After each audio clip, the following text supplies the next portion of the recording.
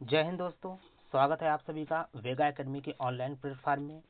जैसा कि आप जानते हैं कि सीटेट का एग्ज़ाम दिसंबर में होने वाला है।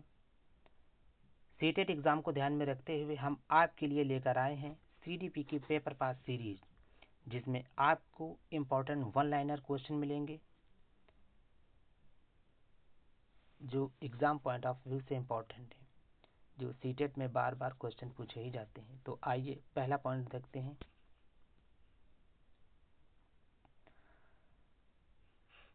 पहला पॉइंट है, समाजीकरण प्रारंभ होने की अवस्था है शैशवावस्था। अगला, एक नवजात शिशु का कद यानी एक नवजात शिशु की ऊंचाई कितनी होती है? 19.5 इंच की होती है। एक नवजात शिशु का भार कितना होता है? 7.5 पाउंड का होता है। अगला पॉइंट देखेंगे, शैशवावस्था को सीखने का आदर्श काल किसने कहा है? ये वेलेंटाइन ने कहा है। यानी शैशवावस्था को सीखने का आदर्श काल ये वेलेंटाइन महोदय ने कहा है। सबसे तेज शारीरिक विकास किसमें होता है? शैशवावस्था में होता है। अगला देखेंगे, विकास की प्रक्रिया किसमें होती है? गर्भावस्था से लेकर जीवन पर्यंत तक होती है। अगला पॉइंट देखेंगे, शैशवावस्था में वृद्धि कैसी होती है? तीव्र होती है। यानी शैशवावस्था में वृद्धि तीव्र होती है। जन्म से किशोरावस्था तक की गतिविधियों का अध्ययन किया जाता है ये बाल मनोविज्ञान में। जन्म से किशोरावस्था की गतिविधियों का अध्ययन किया जाता है। अगला देखेंगे, व्यक्तित्व विकास की नींव किसमें पड़ती है? ये बचपन में ही पड़ जाती है। अगला पॉइंट देखेंगे, संवेगात्मक विकास में किस अवस्था में 3 परिवर्तन होते हैं? ये किशोरावस्था में होते हैं। अगला पॉइंट देखेंगे, शैशवावस्था द्वारा जीवन का पूरा क्रम निश्चित होता है ये किसने कहा है? ये एडलर महोदय ने कहा है। अगला क्वेश्चन देखेंगे,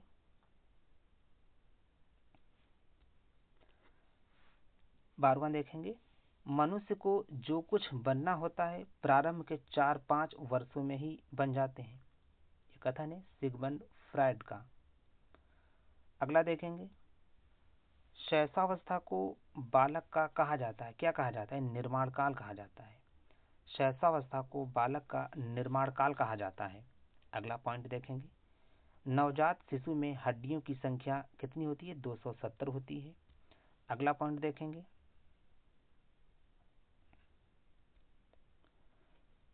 कौन सी अवस्था में दोहराने की प्रवृत्ति तीव्र होती है? इस शैशवावस्था में।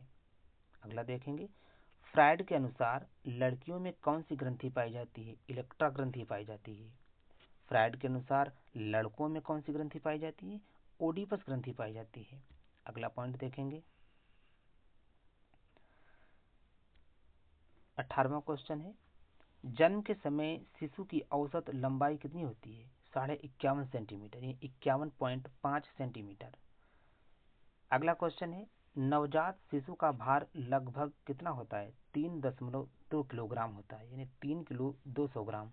अगला पॉइंट है, स्वप्रेम यानी स्वप्रेम की भावना का विकास होता है शैशवावस्था में। अगला पॉइंट देखेंगे,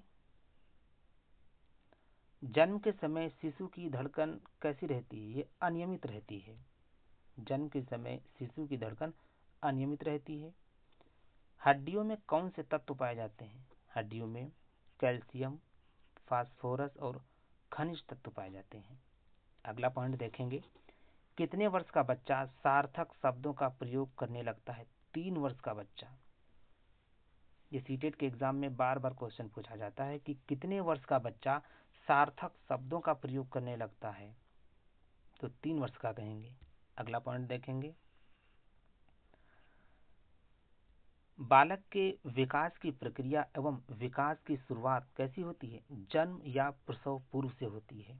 अगला देखेंगे, जन्म के समय बालक बालिका से लगभग आधा सेंटी 1/2 सेंटीमीटर लंबा होता है। जन्म के समय बालक बालिका से लगभग 1/2 सेंटीमीटर लंबा होता है। किस अवस्था में दांत बनना शुरू होते हैं? जन्म से पूर्व। अगला पॉइंट देखेंगे, शैशव काल का नियत समय क्या होता है? ये जन्म से 5 या 6 वर्ष तक। स्वकेंद्रित अवस्था होती है शैशवावस्था में। शिक्षा की किंडरगार्टन पद्धति का प्रतिपादन किसने किया था? ये फ्रॉबेल ने किया था। अगला पॉइंट देखेंगे, भूख और प्यास ये जन्मजात प्रेरक हैं, यानी भूख और जो प्यास होती है जन्मजात प्रेरक होते हैं। बालक की प्रथम पाठशाला क्या है? परिवार है, और परिवार में माँ को पहली शिक्षिका बताया गया है। अगला पॉइंट देखेंगे, गर्भ में बालक को विकसित होने में कितने दिन लगते हैं? 280 दिन लगते हैं।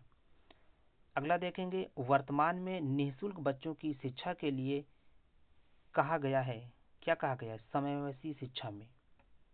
वर्तमान में निःशुल्क बच्चों की शिक्षा के लिए समावेशी शिक्षा है। अगला पॉइंट देखेंगे, डाल्टन प्रणाली के जन्मदाता कौन है? ये मिस हेलेन पार्कहर्स्ट हैं। अगला देखेंगे, शैशव अवस्था की प्रमुख मनोवैज्ञानिक विशेषता क्या है? ये मूल प्रवृत्त्यात्मक व्यवहार, यानी शैशव अवस्था में बच्चा अपनी मूल प्रवृत्त्यात्मक व्यवहार करता है। अगला पॉइंट देखेंगे, मनोवैज्ञानिकों के अनुसार छोटे बच्चों को किस आयु में स्कूल भेजना चाहिए? 5 वर्ष में स्कूल भेजना चाहिए छोटे बच्चों को। अगला पॉइंट देखेंगे, दूध के दांत कितने होते हैं? 20 होते हैं। दूध के दांत प्यारे बच्चों 20 होते हैं। जन्म के समय शिशु के मस्तिष्क का भार कितना होता है? 350 ग्राम होता है। अगला देखेंगे, शैशवावस्था में बच्चे का संवेगात्मक विकास होता है उत्तेजनापूर्ण, यानी शैशवावस्था में जो संवेगात्मक जो इमोशनल डेवलपमेंट होता है वो उत्तेजनापूर्ण रहता है। अगला पॉइंट देखेंगे, बाल्यावस्था की आयु कितनी होती है? 6 से 12 वर्ष की आयु को हम बाल्यावस्था कहते हैं। समूह की आयु होती है बाल्यावस्था, यानी बाल्यावस्था समूह की आयु होती है। चुस्ती की आयु होती है बाल्यावस्था। इस सीटेट में ऐसे क्वेश्चन पूछे जाते हैं। अगला पॉइंट देखते हैं, गंदी आयु होती है बाल्यावस्था। गंदी आयु यानी बाल्यावस्था को कहा जाता है। बाल्यावस्था को मिथ्या परिपक्वता कहा है कि किसने कहा? यानी बाल्यावस्था को मिथ्या परिपक्वता है, यानी बाल्यावस्था मिथ्या परिपक्वता है, ये किसने कहा है? ये रॉस ने कहा है। अगला पॉइंट देखेंगे, बाल्यावस्था को संवेगात्मक विकास का अनोखा काल किसने कहा है? कोल और ब्रूस ने अनोखा काल कहा है। संग्रह करने की प्रवृत्ति किस अवस्था में पाई जाती है? बाल्यावस्था में। यानी संग्रह करने की प्रवृत्ति यानी इकट्ठा करने की प्रवृत्ति बाल्यावस्था में पाई जाती है। प्राथमिक विद्यालय में प्रवेश की अवस्था होती है बाल्यावस्था। अगला पॉइंट देखेंगे, क्रिया एवं खेल पर आधारित शिक्षा विधि है मॉन्टेसरी शिक्षण विधि। अगला पॉइंट देखेंगे, बाल्यावस्था में खेल की प्रकृति कैसी होनी चाहिए? सामूहिक, यानी बच्चे बाल्यावस्था में समूह में खेलना पसंद करते हैं, पीयर ग्रुप्स में खेलना पसंद करते हैं। अगला पॉइंट है, वास्तविक जगत में प्रवेश की अवस्था है बाल्यावस्था। थैंक यू दोस्तों।